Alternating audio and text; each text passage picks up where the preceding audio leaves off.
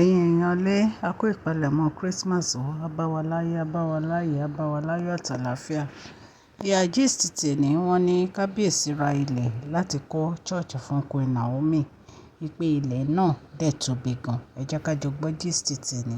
Tó bá jẹ́ ìgbà àkọ́kọ́ tẹ̀ ń darapọ̀ mọ́ channel mi, èmi Mashola Yorùbá ni mo máa ń sọ. Ẹ káàbọ̀ sí Mashola Gist TV. Ṣé dáadáa ni ẹ wà? Ṣé àlàáfíà ni a bá yín? Mo máa ń sọ̀rọ̀ nípa celebrity gist, royal gist, politics àti gbogbo nǹkan tó ń ṣẹlẹ̀ ní agbègbè bàbá wa ní ilẹ̀ Nàìjíríà. Ẹ̀yin èèyàn lé, tẹ́ bá ti subscribe, ẹ tẹ notification bell yín so that tá bá ti post any gist ẹ máa rí òkè. Ọlá yín á máa lọ, ọlá yín ò ní lọ ìsàlẹ̀ láéláé. Ẹ ṣé mo dúpẹ́. Mo ń kí yín Merry Christmas in advance o. Ọdún ayọ̀ lájọ máa ṣe. Ilẹ̀ tí kábíyèsí rà fún Queen Naomi, wọn ṣẹ̀ṣẹ̀ dábàá láti ṣe nítorí pé wọ́n ní pé bí Queen Naomi ṣe ń lọ sí Àkúrẹ́ láti lọ worship láti Èkó, láti Ifẹ̀, wípé kò tí àwọn lọ́rùn. Ẹ mọ̀ pé ìgbà tí Queen Naomi wà ní Ifẹ̀, tí wọ́n wà nínú palace, all the time ni wọ́n máa ń lọ sí Àkúrẹ́ láti lọ ṣe ìjọsìn. Kábíyèsí ní wàhálà yẹn ti pọ̀ jù. Wípé ó dẹ̀ wà nínú ọkàn àwọn láti ìgbà yẹn láti kọ́ church fún Queen Naomi. Bí a ṣe gbọ́ o, allegedly, wọ́n ní church yìí will be one of the biggest church ní ilé Ifẹ̀. Wọ́n ní àwọn fẹ́ kí ọkọ̀ Queen Naomi balẹ̀. Wípé gbogbo ìlérí àwọn pátápátá làwọn máa ṣe fún Queen Naomi. Wípé nítorí pé ìyàwó alálùbáríkà, ìyàwó tí èèyàn fi yangàn ni mọ́mì Tádéníkáwò. Wọ́n ní àtìgbà táwọn ti fẹ́ mọ́mì Tádéníkáwò, wọ́n ní wọ́n fún àwọn ní wàhálà rí, wọ́n ní wọ́n dààmú àwọn rí. Wọ́n ní gbogbo nǹkan tí ìyàwó ń ṣe fún ọkọ ni mọ́mì Tádéníkáwò ń ṣe fún ọkọ. Wọ́n ní àwọn dúpẹ́ lọ́wọ́ mọ́mì Tádéníkáwò. Wọ́n ní èṣù àti ẹ̀ṣẹ̀ kò ní dàárín àwọn ọ̀rọ̀. Àdúrà ní kábíyèsí ń ṣe o. Ẹ̀yin ará ilé, a wá ń gbọ́ pé àwọn olórí ń jealous. Ẹ̀yin èèyàn lé, ẹ rí pé àwọn olórí yìí funny. Ta ló fẹ́ jealous bí ó ṣe Rónkẹ́ àti Mariam? Àwọn méjèèjì náà ní problem. Àwọn méjèèjì àwọn ní ìṣòro. Kí ló dé? Ṣé kábíyèsí ẹ̀ṣẹ̀ fẹ́ Queen Naomi ni? Gbogbo àwọn nǹkan tó yẹ kí kábíyèsí ti ṣe fún Queen Naomi látìgbà tí wọ́n ti fẹ́ wọn, òun náà ṣẹ̀ṣẹ̀ ń ṣe. Ẹ̀yin olórí náà lẹ jẹ́ kán rájú, lẹ jẹ́ kán ráàyè ṣe gbogbo nǹkan tó yẹ kán ṣe fún Queen Naomi. Ìgbà tí kábíyèsí rẹ̀ ti ní ìsìn àwọn fẹ́ ṣe gbogbo nǹkan tó yẹ káwọn ṣe, ó bẹ́tà kẹ́ lọ jókòó jẹ́ o. Ó bẹ́tà kẹ́ jókòó jẹ́, kẹ́ wà láàyè yín, kẹ́ dúró síbi tí kábíyèsí fẹ́ yín fún. Ẹ jẹ́ kí Queen Naomi, ẹ jẹ́ kán enjoy ara wọn. Ẹ jẹ́ kán enjoy ọkọ wọn. Ẹ jẹ́ kán enjoy marriage wọn. Ẹ̀yin èèyàn lé. Kábíyèsí try o, wọ́n ń gbìyànjú o. Bí a ṣe gbọ́ o, wọ́n ní àwọn ṣẹ̀ṣẹ̀ mẹ́yẹ bọ̀ lápò ni o.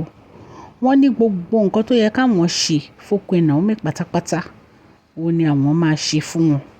Wọ́n ní nítorí pé ìyàwó tó bá wọn jìyà, òun ni Queen Naomi. Wọ́n ní kò dẹ̀ sí èèyàn kankan tí ó máa dàárín àwọn méjèèjì rú. Ẹ̀yin èèyàn lé, kì í ṣe nǹkan kékeré o. Bí a ti ẹ̀ tún ṣe gbọ́ gan, wọ́n ní pé kábíyèsí gan wọ́n ti gbé àwọn tó yẹ pé wọ́n máa ya plan church yẹn, wọ́n ti gbé lọ síbẹ̀, wọ́n ti gbé wọn lọ síbẹ̀. Wípé plan church tí wọ́n fẹ́ kó fún Queen Naomi, wípé anybody tó bá rí plan yẹn, wọ́n máa kí ajé kú ìkàlẹ̀. Wọ́n ní ìgbà tí kábíyèsí rí plan yìí gan, wọ́n ní kábíyèsí ní láti ní wow, wípé this is very very beautiful. Wọ́n ní Queen Naomi kúnlẹ̀, wọ́n dúpẹ́ lọ́wọ́ kábíyèsí. Wọ́n ní wọ́n kúnlẹ̀, wọ́n dúpẹ́ lọ́wọ́ kábíyèsí pé Ọlọ́run Elédùmarè á wà pẹ̀lú kábíyèsí.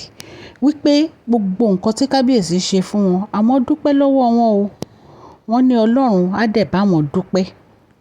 Wípé gbogbo bó ṣe ń náwó, gbogbo bó ṣe ń ṣe wípé Elédùmarè á tì wọ́n lẹ́yìn o, wípé gbogbo àwọn ọmọ wọn pátápátá ni wọ́n máa jèrè.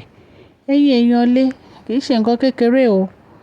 Wọ́n ní àwọn olórí ń sọ pé kí ló dé tó jẹ́ pé every time wọn ò lè má ṣe nǹkan fún Queen Naomi. Wípé kí ni àwọn fi ṣorí ní ọwọ́ kábíyèsí tí kábíyèsí ń treat àwọn báyìí. Ẹ kúkú fi nǹkan ṣorí. Ẹ fi nǹkan ṣorí. Ìgbà tí ẹ bá gbà wípé ìyálé yín ò ní Queen Naomi, tí ẹ dẹ̀ jókòó síbi tí ọkọ yín fi yín sí, ìgbà yẹn lẹ tó máa ní fọkànbalẹ̀. Nítorí wípé ààyè yín ọ̀tọ̀ọ̀tọ̀ ni. Ààyè yín ọ̀tọ̀ọ̀tọ̀ ni. So ẹ dẹ̀ fẹ́ understand pé ààyè yín ọ̀tọ̀ọ̀tọ̀ ni. Nǹkan tẹ́ fi ń ní problem nìyẹn. Ọjọ́ tẹ́ bá ti pinnu pé ẹ fẹ́ bá Queen Naomi jà mọ́, tí ẹ gbọ́ràn sí kábíyèsí lẹ́nu, ẹ̀yin náà máa rí pé ẹ máa ní fọkànbalẹ̀.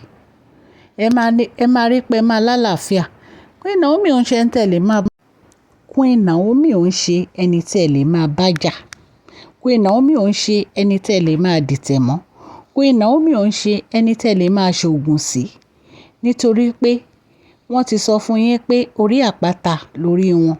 Anybody tó bá sọ mọ́ báyìí, nǹkan burúkú ni o, because ló máa ṣẹlẹ̀ sírú onítàn. So the best thing ò ní kẹ́ ẹ fèsì business tẹ́ bá lọ sí palace. Kẹ́ ẹ fi Queen Naomi sílẹ̀ kẹ́ jẹ́ kó enjoy kábíyèsí.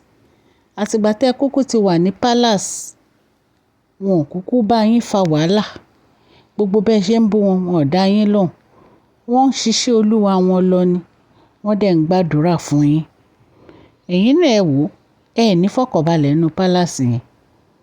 Ẹ ní ìfọkànbalẹ̀ yọkàn báyìí nínú palace yẹn látìgbà tẹ́ ti kó lọ sínú palace.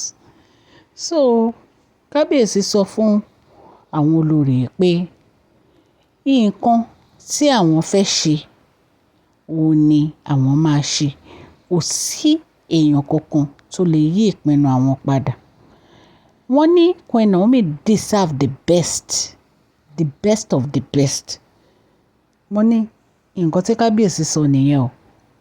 Pé Queen Naomi deserve the best of the best, and it is true. She deserve the best of the best. Ẹ wo ìgbà tí Queen Naomi wà ní palace. Kí ni a fẹ́ sọ? Kí ni ẹ tí gbọ́rí ẹ̀yin èèyàn? Nǹkan tí ojú Queen Naomi rí kì í ṣe kékeré. Ṣùgbọ́n right now, ìgbà tán máa gbádùn ni. Èèyàn kan kò dẹ̀ lé ní kán má gbádùn. Nítorí wípé wọ́n ti fi orí tì pẹ̀lú kábíyèsí. Ṣó ti yé yín? Alálùbáríkà ìyàwó ni wọ́n. So wọ́n ní pé ìyàwó tó bá ń tọ́jú ọkọ, òun náà máa ní àsìkò ìgbádùn. Àsìkò ìgbádùn tí Queen Naomi ní because wọ́n ti tọ́jú kábíyèsí sẹ́yìn. So ẹ̀yin olórí, advice mi ni ó ní kẹ́ gbá kámú o. Kẹ́ jókòó síbi tọkọ yín bá fẹ́ yín sí. Ẹ má dìtẹ̀. Ẹ má bá Queen Naomi jà. Ẹ má jealous Queen Naomi. Be yourself. Wọ́n ní nǹkan tí kábíyèsí ń sọ fún wọn every time nìyẹn pé be yourself. Wọ́n ní ẹni tẹ́ ẹ̀ ń rojọ́ ẹ̀yìn, wọ́n ní kò rojọ́ yín rí. Wọ́n ní Queen Naomi ò tiẹ̀ mọ̀ bóyá ẹ̀ exist. Wọ́n ní wọn sọ̀rọ̀ yín rí rárá. Wọ́n ní wọn pe orúkọ yín rí. Wọ́n lẹ́yìn lẹ máa wá Queen Naomi lọ sí Àkúrẹ́. Lẹ máa wá Queen Naomi lọ sí Èkó. Lẹ máa rojọ́ Queen Naomi. Wọ́n ní ṣé dandan ní kẹ́ ẹ sọ̀rọ̀ Queen Naomi ni? Ẹ rántí gist kan tá a sọ fún yín tán ní Tóbi ní pé Queen Naomi block òun. Wọ́n ní kábíyèsí sọ fún yín pé tí Queen Naomi bá block ẹ, ṣé dandan ni kó o bá Queen Naomi sọ̀rọ̀ ni?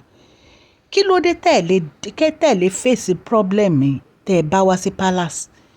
Ṣé dandan ni? They just want to talk to this woman by.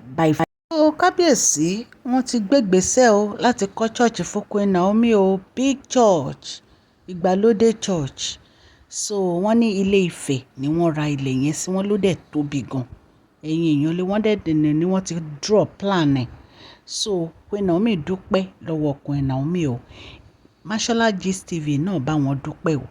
Ẹ ṣé kábíyèsí, òkè lọ́wọ́ yín á máa lọ. Gbogbo bí tẹ́ ti ń mówó tẹ́ fi ń tọ́jú Queen Naomi, Ọlọ́run á máa bless yín o. Gist tá gbọ́ níta ní ká mú wá fún yín. Ẹ̀yin èèyàn lé, mo kí yín kú ọdún, ẹ kú ìyèdún. Ẹ̀mí yín á ṣe púpọ̀ ọdún láyé o. Merry Christmas in advance. Adẹ̀jọ́ máa wọ inú ọdún tuntun 2024 tó ń kanlẹ̀kùn yín ni. wọn ò ní wá ẹnikẹ́ni tì nínú wa o. Láyọ̀ la máa bá yín. Ẹ ṣé mo dúpẹ́. Please share this video, like and subscribe. God bless you all. Merry Christmas in advance. Love you all.